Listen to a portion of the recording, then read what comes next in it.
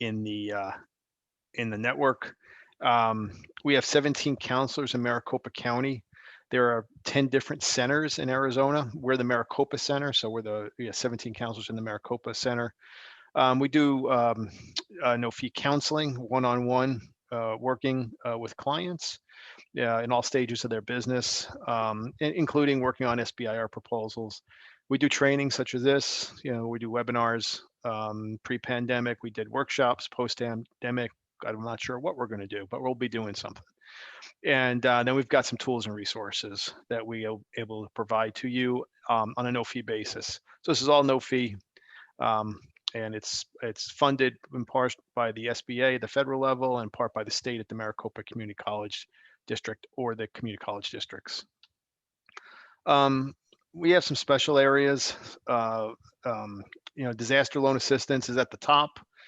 A year and a half ago, it wasn't even on our slide. So we've done a lot of help, helping clients with EIDL, with PPP, with the restaurant readiness and all the other kind of assistance programs. That's kind of phasing down. But one of the things we do a lot of, our mainstay is really a lot of lender readiness preparation. So for folks that need SBA loans, and the lenders will usually refer them to us to get them ready, and that ready means business plan, financials. We know what they're looking for, and we have specialists that can help guide you. We could do a financial review, resiliency assessment using some tools. We can have marketing. It's got some specialists in buying and selling businesses. We've got manufacturing specialists, technology commercialization, which is myself. We've got a specialist in export international trade. And of course, we have our government contracting specialist, which is PTAC. Bob will tell you a little bit more about PTAC. Here are some of the tools that we have made available to our clients. They're made available to us, and then we make them available to our clients. We have a tool called Growth Wheel. This helps businesses with all aspects of their business. And it's a good assessment tool, and then it's an ability to kind of prioritize and dive into specific areas. This works best, for existing businesses who are in revenue and in operation. But we also have Live Plan. Again, this is another commercial product that you could buy, that you could subscribe to yourself, but we get some free seats through the SBDC. This product allows you to create a business plan in a very easy and interactive way. Before we had Live Plan, I would provide templates to clients, and now I can provide Live Plan to clients, which actually works, can be easier than writing a business plan from templates. Again, no fee.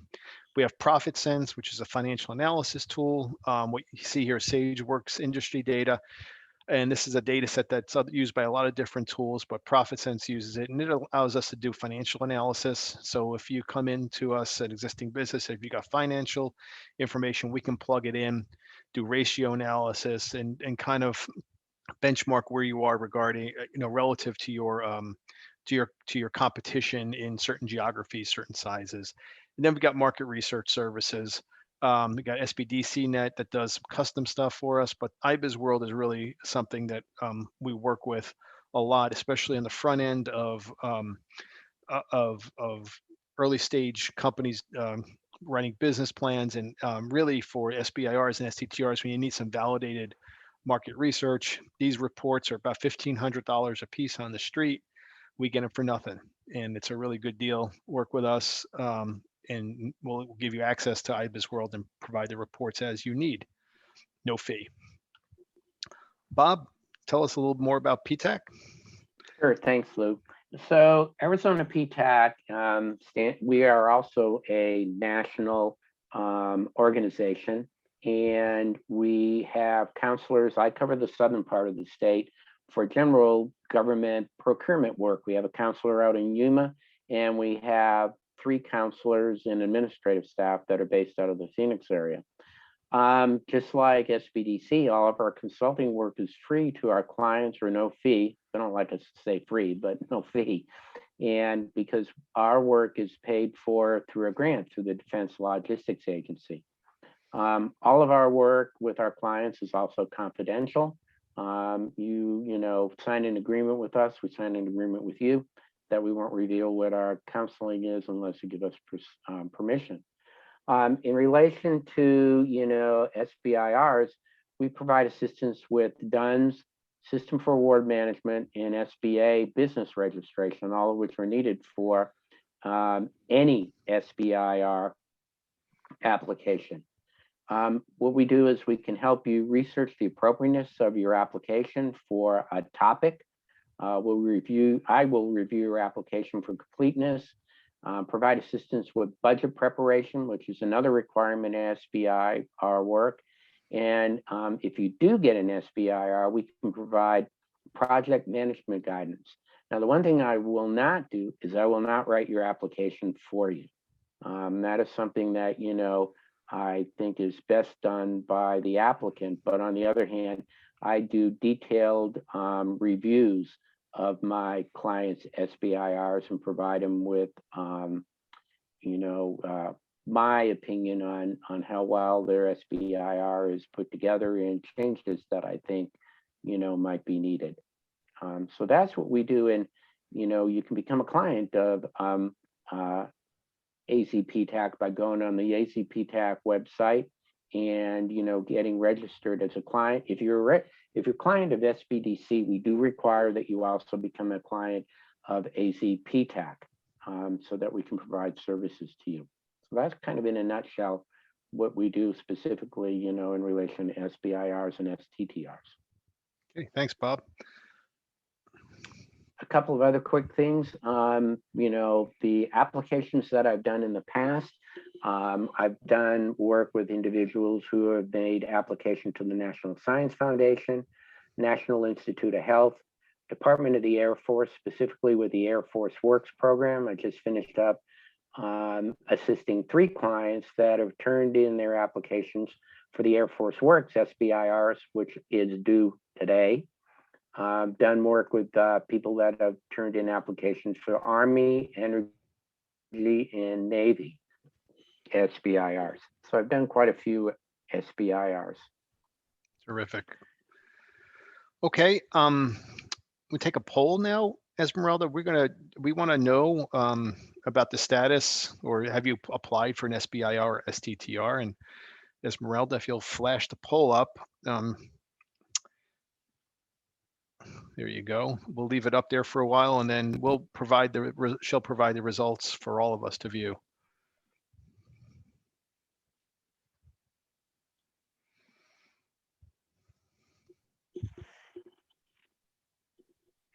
So 70% of the registrants, the attendees have voted. I'll give you 10 seconds and I will launch.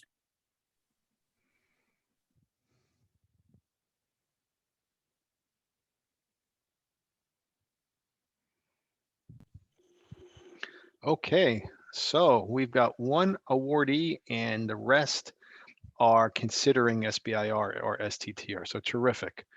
Yeah, this will be a good overview presentation for those considering it. Okay, so I'm sorry, I'm having a little technical difficulty here. Okay, so let's talk about what we won't be covering today. So this is not a overview on how to write a proposal or even a detailed proposal writing workshops. They do exist, and they're usually conducted by for-fee service providers, and we can provide you with some of that information, but we won't have time to do that today. We won't be able to provide you with proposal samples, nor the registration process details. We'll talk about the registration process a little bit. And we won't be able to really dive into the specifics relating to each granting organization, because SBIR program is a very broad term, very broad program, but every granting agency kind of has their own way of doing things, which kind of makes things a little more complicated. And then there's really the schedule of solicitations for the different agencies. Things come out on a timely basis, on a sometimes on a timely basis, sometimes not. Really almost impossible to really put together a master schedule on when everything is coming out at what time. So it really is the onus on the proposal writer to the company to really keep searching and keeping track of the dates. And we won't really do a lot of solicitation searches. So, part of this is finding the right solicitation, and that's really not something we can do here today as part of this workshop. But let's start with capital. Just talk about just a little bit about setting the stage with regard to fundraising. And so, really, if you're starting your company, you got two ways to do it. You can either borrow money through some kind of lender, or you can get some equity capital. Typically, equity capital would be, considered your own investment. Would can be considered anybody that friend or family to invest. Or then we start to get a little more sophisticated, talking about angels and other type of equity investors. So there's really only two ways to do it. In the first capital going into any organization, any business is really tricky, and it's the most difficult, getting started, because nobody wants to really invest until they see that there's an investment made. There's very stiff competition for limited sources of financing. On the equity side, if you're going for professional, equity, it's competitive. It's hard, difficult. Now we've all heard stories, and I have clients that come to me with stories about somebody with a five slide deck, regarding a coffee shop in Silicon Valley who got funded, and how there's money everywhere but Arizona. But the simple truth of the matter is, it's a lot easier if you're a serial entrepreneur, has already, had an exit or two. So you've created value for others. Now, once you've done it a couple times and you've got the reputation, it's a whole lot easier. But for those of us, and the majority of us, and the vast majority of us, it is the first time we're doing this, and it's a lot more difficult. So let's just talk about debt real quick, because this really is an option for folks. But most banks won't lend to startup businesses that don't have 2 to 3 years worth of financial statements and some owner's equity. So when an early stage company comes to me and talk about financing, we talk about loans, but then we quickly realize that the situation they're in, the banks are not really the right fit for them at that point. However, if you have another income stream, such as a high-end job that you can float cash flow, startup debt is accessible to you. The debt instrument that we like to use is called the SBA 7A loan. To get that 7A loan, you need a business plan. You'll need a cost expense worksheet. What are you gonna spend the money on? You'll need financial projections for the next 5 years. You'll be required to put down between 15 and 25% down payment. That's your equity infusion. You'll be asked for an equity, a personal guarantee, and then they'll try to collateralize anything they can, whether it's in the business or outside the business personally. Now, these 7A loans are not administered by the SBA. They're administered by commercial lenders, and so we help match clients to commercial lenders who are part of the 7A SBA loan program, and we work with them on getting them ready. So, but let's talk about the equity investment progression. So if you're in the idea phase, the first investment, I always ask people, who's the first investor into your business? And it's yourself, right? You have to put something in. Who's the second? And we say self, because we like to emphasize self. It's important that you have something to put in that is meaningful to yourself in your financial situation. Now, the next, excuse me, the next opportunity, and you get a little farther down the line, is you can go to your friends and family. Okay. And that's typically people who know and love you and will invest in your business because they believe in you more than they believe in the business per se. So don't necessarily need um, financial documents per se or business plan, although some might ask you for it. We talked about you've heard about crowdfunding. That's an option. There's accelerators. There's some public sources. The Arizona Innovation Challenge is a good source. Um, that is a $150,000 grant provided by the ACA at the state level. And then there are grants, there are SBIRs. Okay. And there are other grants, but there aren't many grants. And I will say that for folks who come to us and ask to start their business and they're looking for a government grant, usually it doesn't work that way. There aren't any government grants that really help you start your business. And there've been a lot of government grants over the last 15 months that have helped you keep your business alive, but nothing to really help you start your business. So after your idea and your pre-seed, and you get yourself and your friends and family, and you put some other money in, maybe you won a couple contests, you start to accelerate your idea, and now you're talking about angel investors or strategic investors. And angel investors are very specific. They're looking for high growth companies with highly scalable, capital efficient, and exit strategies. Strategic investors may be a little bit different than an angel investor because they may not be looking for an exit as quick. They may be somebody who's tangential to your business. It may be a customer, it may be a supplier. It may be somebody that you've got some kind of relationship with on a business perspective. But then after that, you start to talk about corporate venture and venture capital. These are bigger dollar amounts, right? You're starting to talk in the 2 to 5 million at the minimum, and then on up from there. And then you get into IPOs or private equity type of funding, which is in the hundred millions of dollars.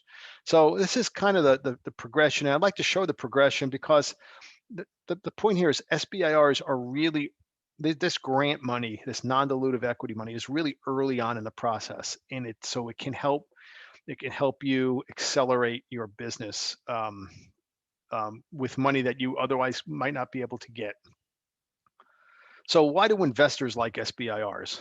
And we'll talk about this a little bit more. But again, it's early capital injection and it's non-dilutive. Non-dilutive means nobody's taking ownership, right? You're not. We give up equity, you're giving up ownership, and so the government does not take ownership.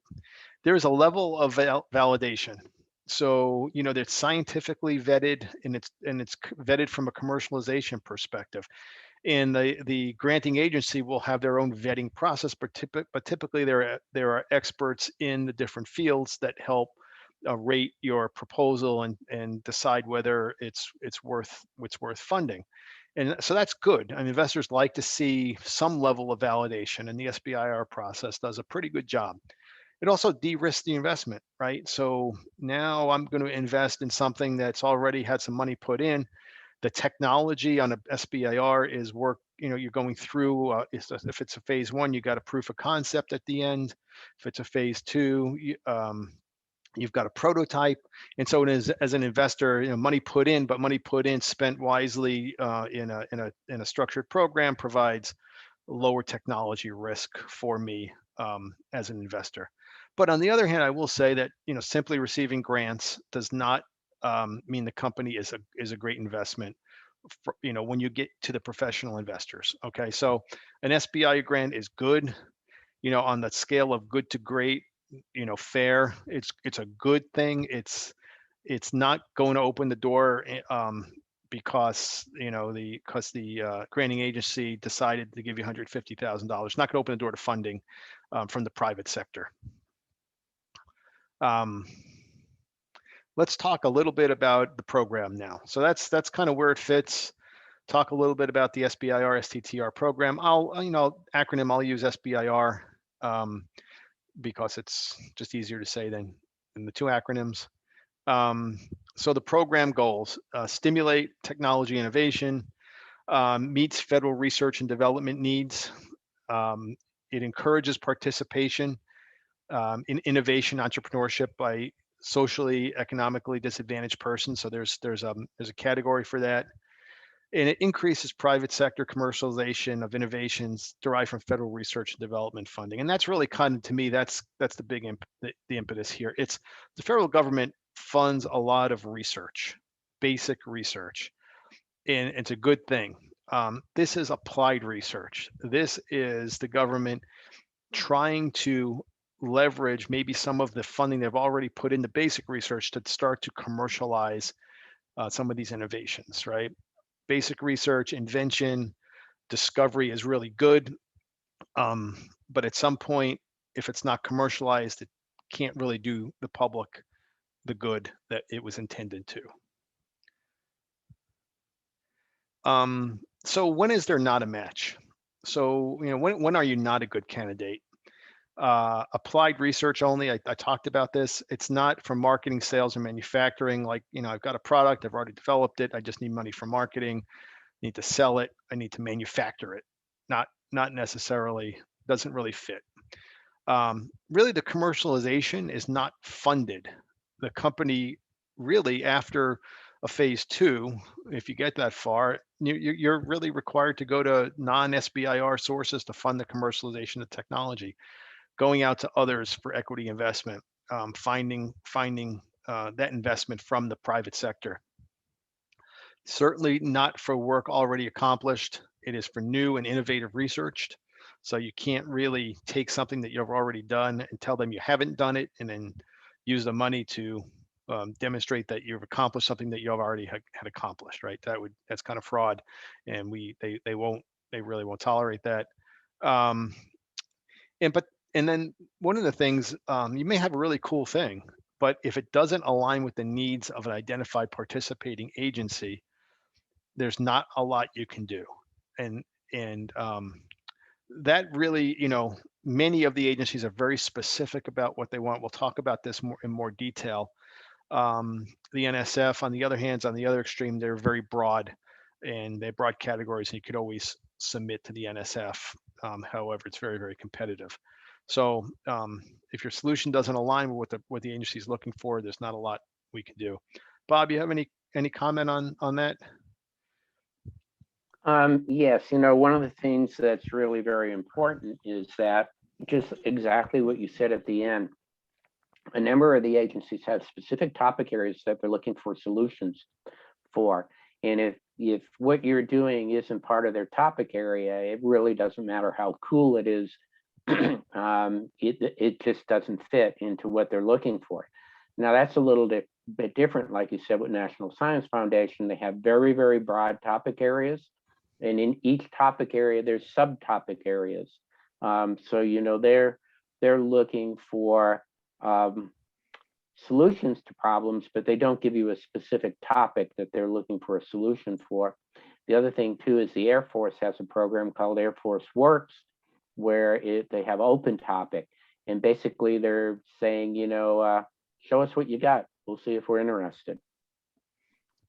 Perfect. Thank you, Bob. More on the program overview.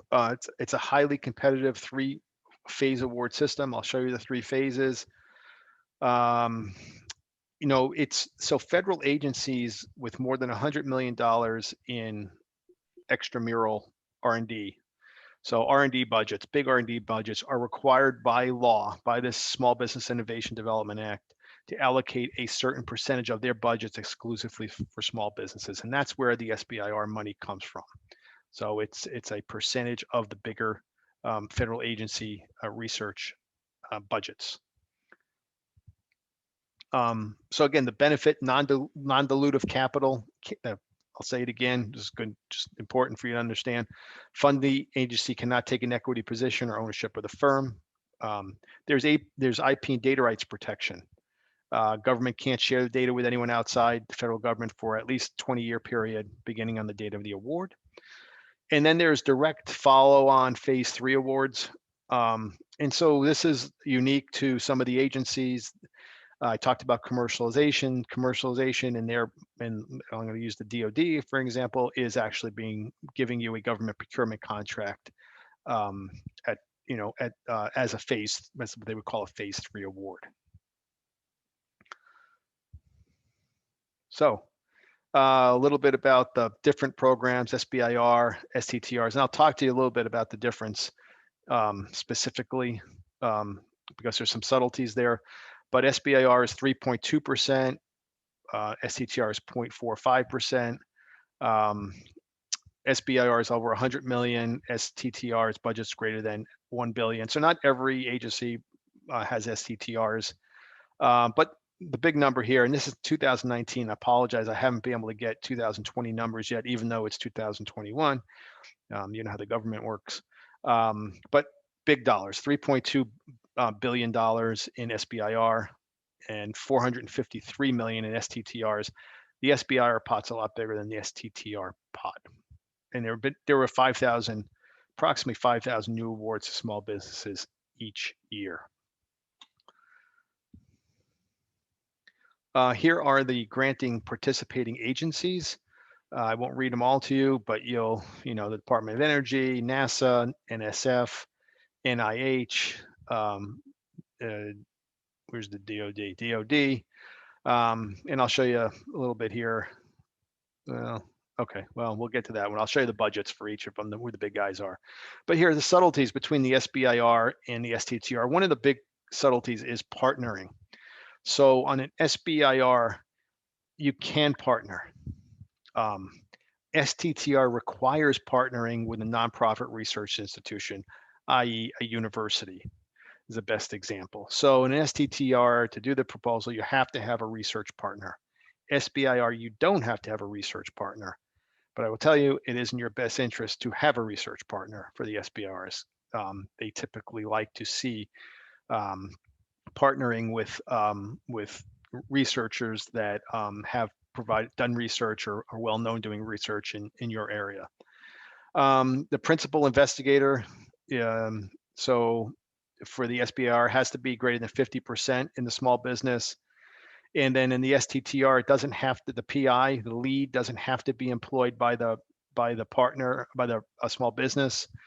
You could be employed by the research institution. There's some work requirements as far as subcontract percentages, a little bit different program size, VC ownership, not allowed by STTRs. All 11 agencies participate in SBIRs. 5 agencies have STTRs, and I have clients that've gotten both. Bob, anything else on this one that you'd like to add? Not really. Well, a little bit. If you're doing an STTR, there's a good chance that you're going to probably be affiliated with one of the universities or colleges here in the state. And each one of those has an innovation center or people that deal with STTRs. So, you're going to get connected with them. And, I think both Lou and myself have the ability to point you in the right direction if you're going to do an STTR and put you in touch with the right people to start your STTR process. Yep. Yeah, we can certainly do that. And even on the SBIR, Bob, when, I encourage participation, I encourage partnering, and we can provide the same kind of connections to helping our clients find partners. Okay, so on the budget side, DoD is by far the biggest. NASA, NSF, DOE, and then HHS. This would be what a lot of it. These are NIH type of grants. So, and then everybody else. So you got what, 1, 2, 3, 4, 5 big ones out of the 11 for SBIRs. Actually, this is aggregate. This is total for the 2 budgets together. So there's a subtlety here too, a contract versus a grant. And we typically talk about SBIRs as a grant or STTRs as a grant, but they're really not all grants. A lot of them are contracts. And there's a difference, right? So on a grant, the principal investigator initiates an approach, provides an outline of how he or she wants to do it. There's an assist mechanism. You got a little more flexibility. There's an upfront payment. and the funds are really supporting public purpose, best effort in research. And classically, the NSF is a grant. DOE does a lot of grants, and some of the others. And so, but on the other side, contract, when you get an SBIR, it could be, if you're getting it from the DOD or NASA or Department of Health Services, it's typically a contract. So it's a research contract. So the agency will provide the plans, the protocols, the requirements, highly focused topics. We've talked about that. There's more fiscal requirements, invoiced on progress. And it's really a binding agreement for an outcome between the buyer and the seller. It's a contract. So it's important to at least understand the difference going in on what you're signing up for, with regard to the potential grant or contract. And Lou? Yeah, go ahead, Bob. Also, even if you're getting a grant, you still have to sign documents saying what you're going to do. You have, timelines that you have to live up to, and you still do have reporting requirements. So, even if you get a grant, it's just not, free dollars for you to spend any way you want to. You've got to conform to the budget that you put together, and, you report to your granting official. So, it's still basically a binding document that you have to conform to. True. That's true, Bob. Thank you very much for that. Yeah, that's very true. So what's the process? Process is, you think you want to, you're interested. Before you register, I would go and find solicitation, find something that you think that you want to submit to, and send them to, if you become a client, send them to us. We'll take a look at them for you. We'll talk about it with you. Then you decide, okay, well, this might be right for me. Let's write a proposal. You write the proposal, you submit it. It's evaluated by the agency, by a team that's usually, the evaluation's not necessarily by the agency, by employees of the agencies themselves. They usually go out and recruit external reviewers in the fields, specialists, to review. And then there's an award. There's a phase 1 award typically. So that's you can't really get it. There are some direct to phase 2s, but typically you have to have a phase 1 to get a phase 2. So we'll talk more about that. So here it is, the 3-phase process. So phase 1 is a feasibility and proof of concept. So I got this idea. I've done some research. We know that, we want to prove that this is this can work, right? So the period's 6 months on SBIR, a year on STTR, and it's around discovery. It's around really taking a very innovative technology or idea and moving it forward. The budget guide, 150 to 250 typically is what you'll get as far as an award.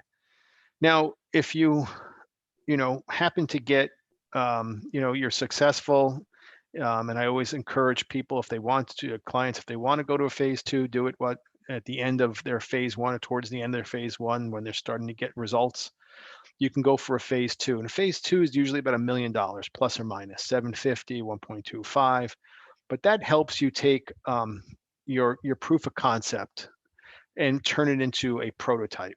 Okay, so something that is a little more tangible, is a little more developed, and you usually get 2 years for this.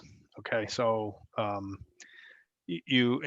so if you think about this process, and this is one of the weaknesses, I will tell you, of the SBIR process, is the timing, right? So get a phase 1 that's 6 months, you get a phase 2 could be over 2 years. In terms of startup time, like, this is like a lot of time, right? So a lot can happen. A lot should happen with a startup in 2.5 years. And relying solely on this funding to pace the pace of your business could be a little restricting, but that's just kind of the other side of it. Commercialization is phase 3, and I talked about this.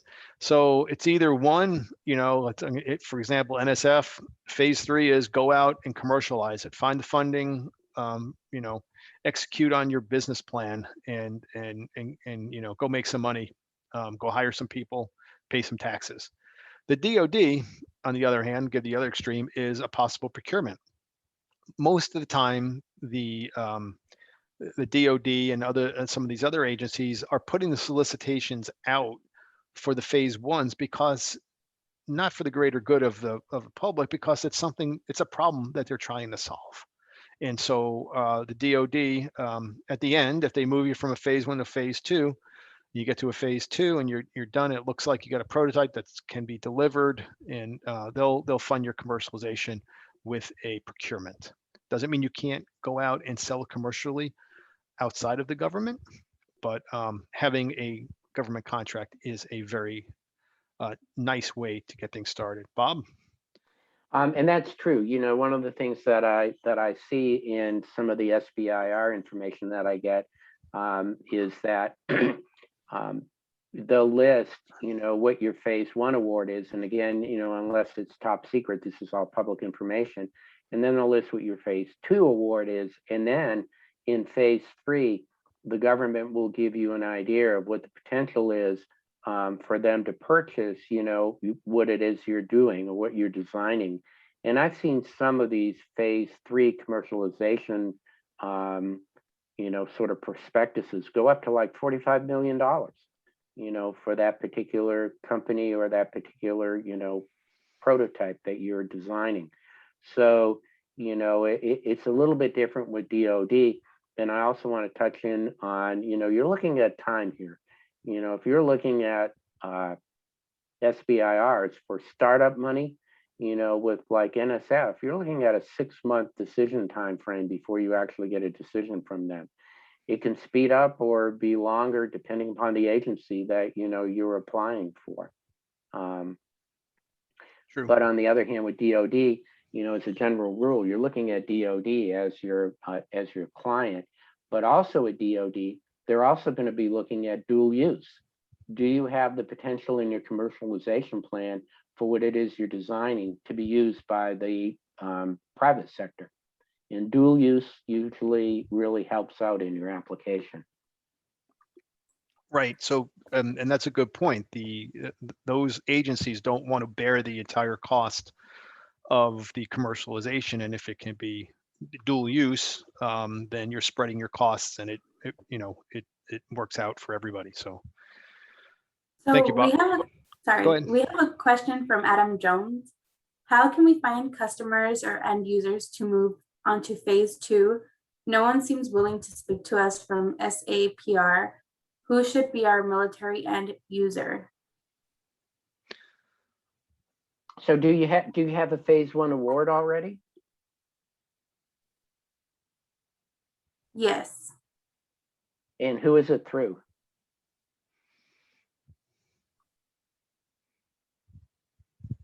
SBIR, AFWERX, AF Works, I'm assuming. Okay, that's a really very specific question that takes, you know, probably a pretty detailed answer. And so what I would encourage you to do is to go ahead and get in touch with me through my email, and I can assist you with that, because that's exactly what I'm doing for a number of my clients right now. And they're actually bumping into the same problem that you're having, which is getting that MOU signed. And if we went into a discussion about this, that would take up almost the rest of our presentation. So you have my email address. Please email me, and I can provide you with some guidance on that. Perfect. Thank you, Bob. That's really very valuable. I'm going to switch gears here. You know, you have to do a registration to submit your proposal. And so here's kind of a checkerboard of different registrations for different agencies. So the point is, there's different registrations for different agencies. The top 3 DUNS, SAM, and the company registry for SBIR are the top 3, but that's changing, Bob, right? Isn't DUNS going away? Yes, that is correct. DUNS will go away effective April of next year, and there's going to be what they call a universal identification number they're already issuing these universal identification numbers to people who are presently in SAM, but you still need to register in DUNS, up until that April deadline. So you get both, your DUNS number and your universal identification number. And then in April, DUNS goes away and it's just universal identification number. Many of our clients can do the registrations themselves. If they do need assistance, I usually have them contact PTAC for that. But just because I always, my clients, I tell them, anybody can register. Not everybody is really right to write the proposal, so you don't necessarily need to do registration as the first item, right? Go out and find. I always advise them to go out and find a solicitation and then think about writing that proposal. If they're going to write the proposal, then go out and register. What's your view, Bob? You can do that, but actually to make your application, you do need, your SAM registration, and you need your SBA business registration, which require you to have a DUNS number. So, it's sort of something that, it's kind of chicken and egg, whatever you want to do, but actually to go ahead and get your SBIR, registered, you do need a SAM registration and a DUNS registration. And the one thing I will tell people is, please don't pay anybody to do this for you. At PTAC, and actually SBA, we do it at no cost for the client. And there are people that will charge thousands of dollars to do essentially what, we can help you do in a matter of 30 minutes. So please don't pay anybody for SAM or DUNS. It's free. Good advice. Good advice. Thank you, Bob. Some of the company requirements of, because right, SBIR, STTRs are funding a company, right? A company needs to be formed. It needs to be a for-profit company in the US, owned and operated. It needs to be under 500 people, which is the threshold the SBA uses as a small business. Work must be done in the US. It's important. The focus is performing R&D with the intent to commercialize. We've talked about that. So it's not necessarily purchasing for equipment, although there is specific equipment, if you outline it in the proposal, that might be funded, not for technology that's already been developed. And it's certainly not for technology that is very low risk and only needs capital, right? If you've got this invention, or maybe not even invention, a product, and you just need capital, this is probably not the program for you. I mean, you're looking, the real key is innovation, and they're looking for as much innovation as possible. And the small business is always the applicant and the awardee, right? So it doesn't go to an individual, it doesn't go to a university, it goes to the small business. Again, the PI, we talked about this a little bit, oversees the expertise, has the expertise to oversee it scientifically, technically.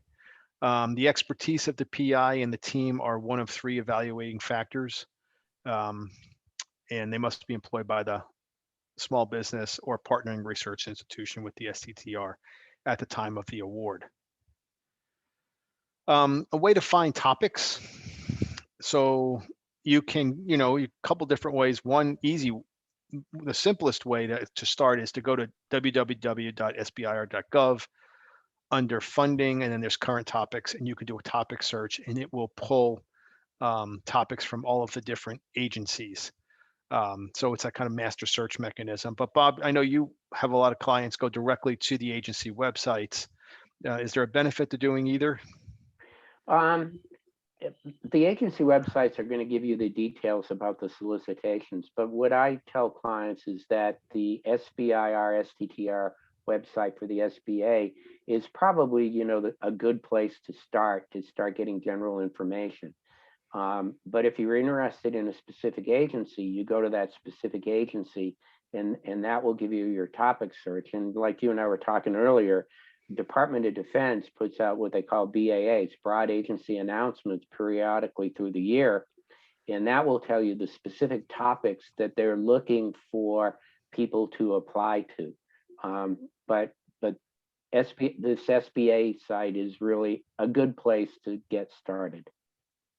And also, Good. Good, Just Bob. real quick, before I forget, next week on Thursday, the exact same time, 9 o'clock, through AZPTAC, I'm going to be doing a detailed webinar on NSF, and it's going to be a detailed webinar on how to apply and exactly to, what to look for in the solicitation. So Terrific. That's, yeah, for anybody, I'm going to give Bob a plug there, and anybody who's thinking about going to the next level, Bob's webinar is invaluable. But also when you do the searches on SBIR.gov and it comes up with the solicitation, I think there's a link typically that you can click to that will take you to the agency website. Is that correct? that's correct. Sometimes it will take you to the agency website, and sometimes it will take you to the announcement that will be on SAM, because sometimes, the agencies are required to list their announcement on SAM, the System for Award Management. So, I found that it depends, on what the link is set up. Sometimes it'll go to SAM, sometimes it'll go directly to the agency. Okay, perfect. Thank you. So success stories, and you'll see this, anybody who does an SBIR presentation, we'll talk about Qualcomm and Biogen and 23andMe and some of these others that have started with SBIRs. And so, there are a lot of metrics regarding, businesses started. I don't have them here, but the capital infused, employee, jobs created, with the SBIR program being the seed program. Okay, so now we're going to talk about, I'm going to shift gears a little bit about the commercialization plan. So, we talked about the SBIR, and we talked about it being, funding a business. And we talked about a little bit about, the intent of it being applied research, because they want to move research into the marketplace. So it can be provide what we call economic impact. And so the way that's described in your proposal is through what I broadly calling a commercialization plan. Okay, so it is, you'll see every agency has their own term. Some will say commercialization strategy, some will call it commercial opportunity, some will say potential post application. Different requirements. I'm going to talk generally about the common themes that you'll find in the commercialization plan. The commercialization plan, it really gauges the economic potential of the invention. It's an opportunity for you to start to describe your strategy, and how you'll generate revenue from the proposed project. And that's fairly, for business people, that's a fairly simple, straightforward thought process. For folks who are in research, who haven't really monetized things before, this can be new, and it's important. It's a little bit of a roadmap for the future and how you're going to generate not only revenue but profits from your innovation. And it starts to give you the genesis of a business plan. If you haven't written one before, it starts to look like an investor pitch. It starts to morph. It's the same kind of content. So I know a lot of folks who use, the basic commercialization plan that they've done for an SBR to use that content for other purposes, such as business plans or anything else they've got to communicate. And Lou, also for your ahead, commercialization plan, I don't want to minimize how important that is, because I've seen people get denied simply because they don't have a good commercialization plan. And that's something that I work a lot with Lou on, because honestly, he's better at that than I am. Yeah, we both have our strengths and our background, but yeah, one of the reasons I'm emphasizing the commercialization plan is that point exactly, Bob. Doesn't matter how cool and sexy it is, but if you can't describe to the reviewers how this can be commercialized, it's not going to get very far. So again, it shifts. They're not classic research grants, economic impact. It shifts the paradigm for research-oriented applicants. I get a lot of clients that coming out of the university, maybe research professors that are starting a business that want to spin something out, pursue an SBIR. they don't necessarily have the the business background, and there's a lot of learning to do regarding writing a commercialization plan and thinking differently about your research. And again, Bob said it in a different way, but it's significant weight in the application scoring, very important. So I added this slide, Bob, yesterday. It's a new one. But so what are the elements of a successful SBIR proposer? And again, just kind of reiterating, understanding and the willingness to perform customer discovery, right? Go out and be able to do enough customer discovery to articulate who the customer is, the stakeholders for the product. Without it, most SBIRs will fail. We'll talk more about that. You have to have the desire to operate a business. This isn't creating a shell business to just attract more research funding, right? The opportunity is to go out and create and operate a business. Doesn't mean you have to operate this for the rest of your life. Many times it means there's an exit strategy that goes along with the business that you may be acquired by another company, and that's certainly very desirable in many cases, but you really have to have the desire to get to start this business. Focusing on innovations with profit potential. Again, commercialization, cool concepts. They don't sell without the ability to describe how you're going to productize it and sell it for profit. A clear understanding of the market or the industry segment. Now, this isn't, something that you may know, naturally, and part of it can come from customer discovery. The other part can be learned by immersing yourself and maybe reading as much marketing material, market research as you can get your hands on. And then again, an unwavering appreciation for a team, right? We all know, as an investor, I know, the agencies know that the team is the most important thing. One person cannot possess all the key attributes to make the business venture successful. So your ability to partner or to get strategic advisors to understand maybe where the holes are in your team, and to maybe even have some of those holes filled with other folks on the team is really important. If you come in by yourself and really don't describe how you're going to fill out the team and what you need, again, the weighting, the scoring will work against you. So I'm going to go through about, I think, 5 or 6 different themes that is important when you're writing your commercialization plan. One is language, right? There is a vernacular, there is a startup lingo. And you may not know that lingo if you haven't been involved in startups before, but there's a lot of keywords, and you can describe something. Someone who has experience in this area can help you maybe substitute some of the keywords for what you're describing. So we can help you not write it, but maybe evolve it into something that that is more digestible, and then also showing these key words and these key concepts as a signal for the reviewers that, okay, you got a business focus, you understand the business terms. So you'll hear something called product market fit, right? And we're going to talk about discovery and validation. It's okay, anytime you've got some research or you got an innovation, you're making an hypothesis as to whether it solves a problem, whether customers will actually buy it.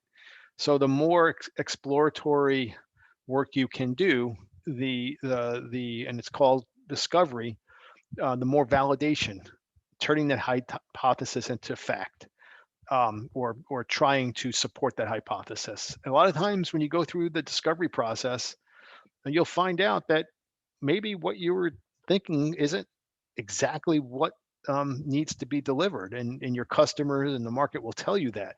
But doing that up front before you spend a lot of time and a lot of money, and again, it's an uncomfortable spot for a lot of folks in the technical field and the research field, but it's vital that you do this. And I have clients that said, I haven't done any of this, Lou. My proposal's done in 2 weeks, due in 2 weeks. What do I do? I'm like, okay, so at least describe that you need to do this in the proposal. Write a paragraph about how you're going to conduct discovery and validation to find what we call product market fit. Market traction, right? Do you have, and this is, I like this visual, but do you have any traction in the market? You've done some discovery, you've done some validation. Do you have people lining up with MOUs? Do you have you you're pre-revenue, but have you put something in the hands of anybody else, stakeholder that's been using this and can vouch for it? So that if you've got some traction, that's very encouraging and very very appealing for reviewers. Revenue model, and I this is from a Steve Blank cartoon. Anybody who's done any of any of his business model canvas will recognize this, and I kind of stole it, but it's just it's a really good graphic, because how it's really simple, but it's really hard. How are you going to make money? Who is going to pay you for what?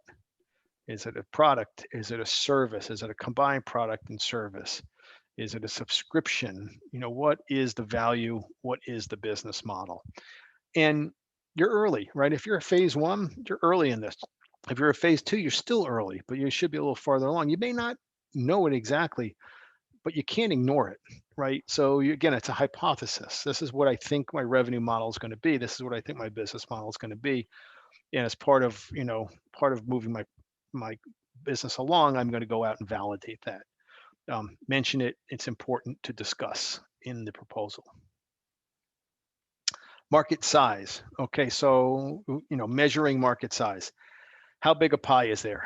So this is important, and you can mostly, I encourage my clients to get this from third-party market research. We can help with that with these SBIRs World reports. There's other market research reports.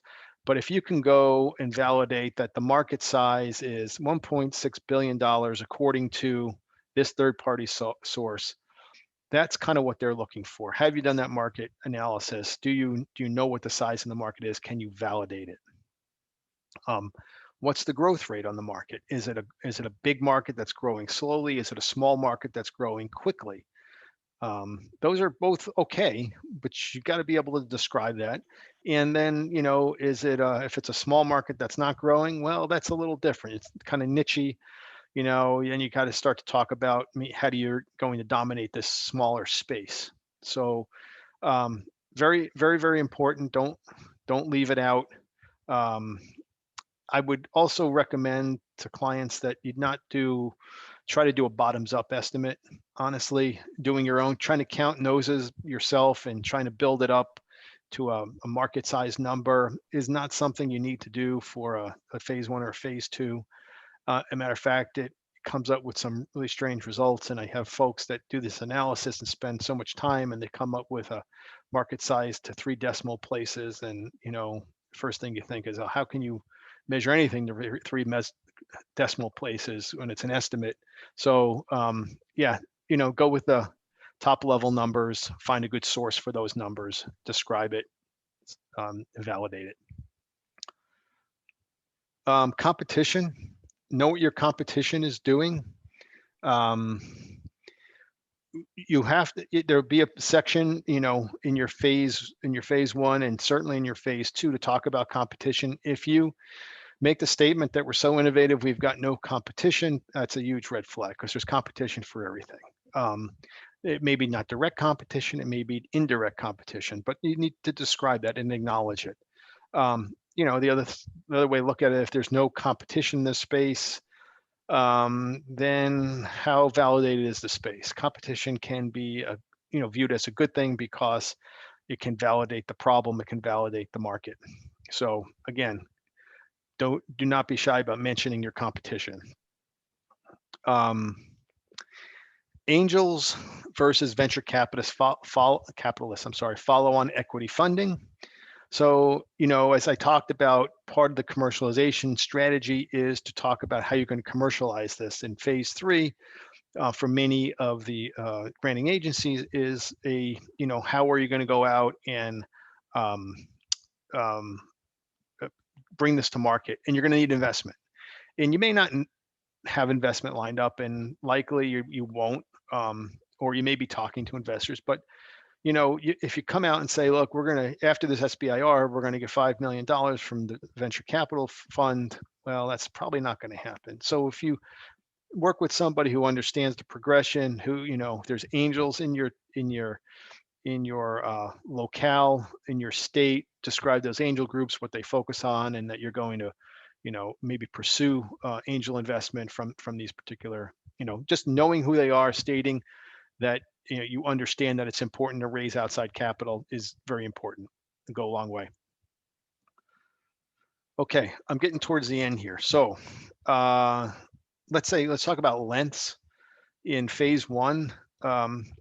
So here's different DOD, DOE, HHS, NSF, and what they call it.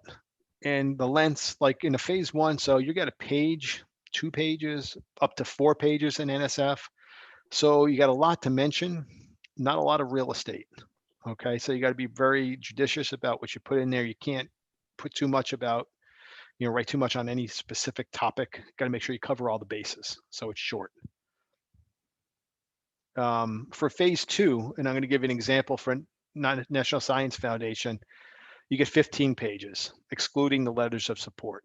So again, now this starts to look like a business plan. And matter of fact, it's got a lot of the elements of a business plan. It's got your market opportunity. It's got your company, your team. It's got your product technology and competition, customer centric, the discovery, the validation. You're going to be asked to provide finance and revenue models, pro formas for the next 5 years. 2 years of the phase 2 effort, and then 3 years post phase 2 in the commercialization phase. So again, this is all something, if you're really serious about going out and starting a company, and you're going to go to phase 3 at some point, and you're going to raise capital, you got to do this anyway. You might as well just work on it as part of your phase 2 and do a really good job. Bob, anything on these? Any comments? No, those are things that, again, I'll probably go cover those in detail when I do the webinar next week on Thursday. Perfect. Okay, thanks. Okay, resources, we're going to switch. So again, we talked about SBIR.gov, and we talked about it in terms of finding solicitations. However, this is a really good website for training. It's got, I don't know, 50 something, these online tutorials. Yeah, here you go. So there's 55 courses that are either in multimedia format, AV, or PDFs. And these are really, I mean, the government, really kind of can screw a lot of things up. I know this is being recorded, but this is something that they did. This is good. This is for government. This is really, really good. And I steer my clients to this particular website for the tutorials. Bob, do you like them? Yeah, same thing. Great place to get started. I mean, it is the place to get started. Yeah, and there's only so much time that Bob and I can spend with you. The detail that's in here it's so rich. We would never be able to provide this information to you in a time, in an efficient way.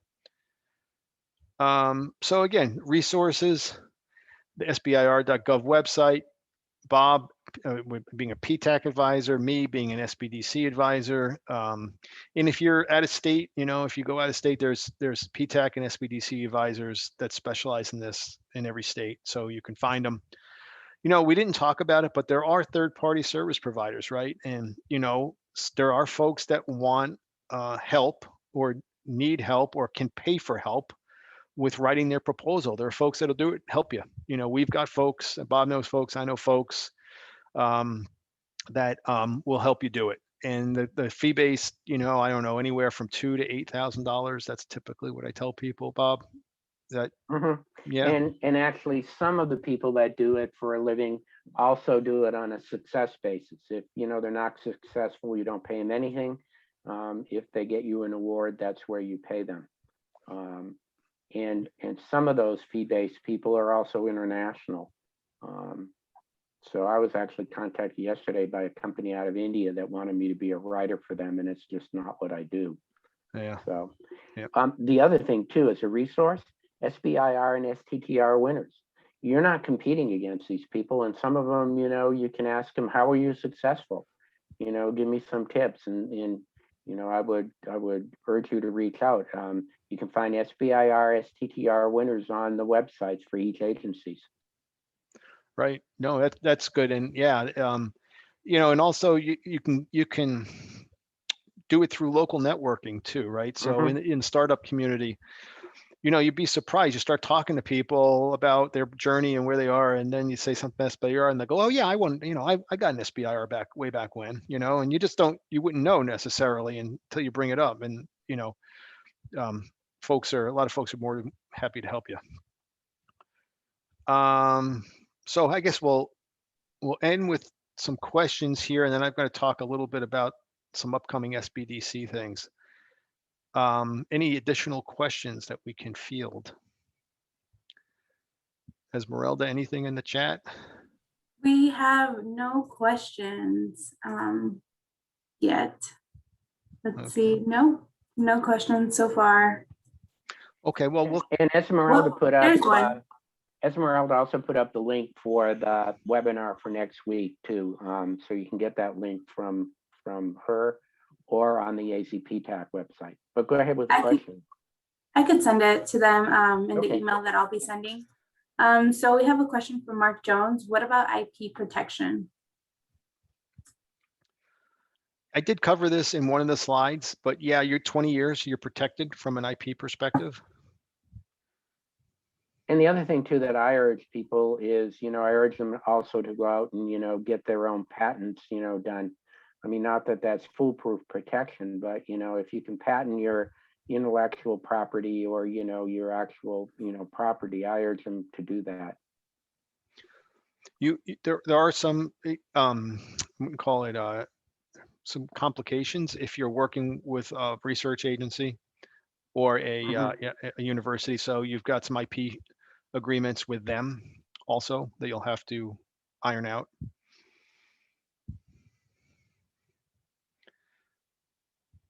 Okay, let me go through these slides here real quick. What we do, again, here's a request for counseling link, and this will be in the recording. And you're more than welcome to sign up, and our counseling is by appointment only.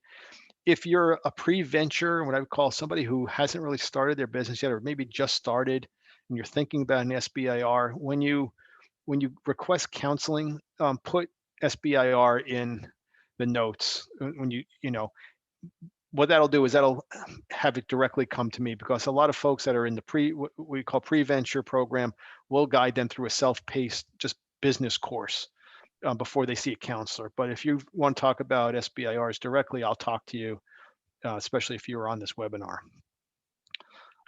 Again, we do our counseling sessions. Typically, it's an initial session where we sit down and we talk. Like PTAC, we're 100% confidential, and I'll get to know you. We'll talk about your business goals, where you need areas of assistance, and then we have usually regular meetings. We're advisors. We're not consultants, so we don't do a lot of the work for you. We don't do any work for you. Actually, we talk to you, we review what you've done, we give you advice, we provide tools. You know, I meet with my clients every month, maybe every 2 months, depending on how things are going. I work with email and document review in the interim, so I do that pretty regularly. And then we track your business goals. It's important because as part of signing up for an SBDC service, that we can track report your metrics, the economic impact. For instance, if you get an SBIR, we put that into our anonymous metrics that go feed the SBA. They aggregate it for our center. SBA knows we're doing what they asked us to do, and that's how we continue to get our funding. So that's what we ask. And there'll be an emphasis on the reporting and tracking as we discuss your business. Upcoming webinars. I do have the right slide. So next week, is it next week? The week after, business income and how it's taxed. We'll have a CPA, I think, doing that for us. We have one of our experts on the team on buying a business in July. If you're thinking about buying a business, we have a Google ad series, grow with Google, the basics of Google ads on July 20th. And another one on local business Google search on August 17th. The SBDC, we typically slow down during the summer with regard to webinars because just things slow down here in Arizona. So they would typically be in person, and we hadn't gotten the attendance. So you'll see things pick back up also in the fall. And again, Bob, I didn't put Bob's on here, and I should have. Bob's got one next week for the NSF. We'll send that out in the link. Esmeralda will do that. But you've got another one, Bob, coming up too after that NSF. You got a DOE one coming up? Yes, this is part of a 3-part series. So I've already done the DOD one. And then the next one will be National Science Foundation. And then in July, exactly a month later, I'm going to be doing an in-depth DOE SBIR training. Perfect. The only one I haven't scheduled so far is National Institute of Health. And I may do that in September. I just sort of haven't decided yet. Okay, perfect. Perfect. Thank you.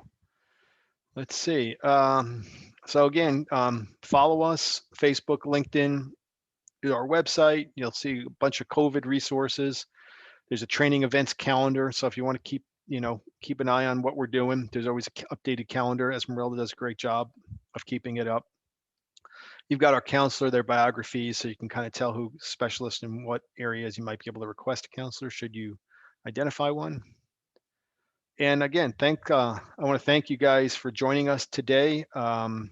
Hopefully this has been valuable and informative. There'll be an evaluation at the end of the program. Is that live, Esmeralda, or is it something you'll send? Yeah, it's live. They'll be receiving the survey right after the webinar ends. Via email? No, it'll be through Zoom. Oh, is it through Zoom? Okay, so hang on then. And then Bob, thank you very much for spending time with us. Your expertise and knowledge is really very, very valuable, and we really appreciate you joining us. Well, it's good talking with you. And again, everybody has my email address. Email me if you have questions. Perfect. Well, thank you, everybody, and have a great weekend. Yep, and I'm going to have to leave. Thanks, Lou. Okay, thanks. Esmeralda. Thank you. Okay, thank you. Bye-bye. Bye. Bye-bye.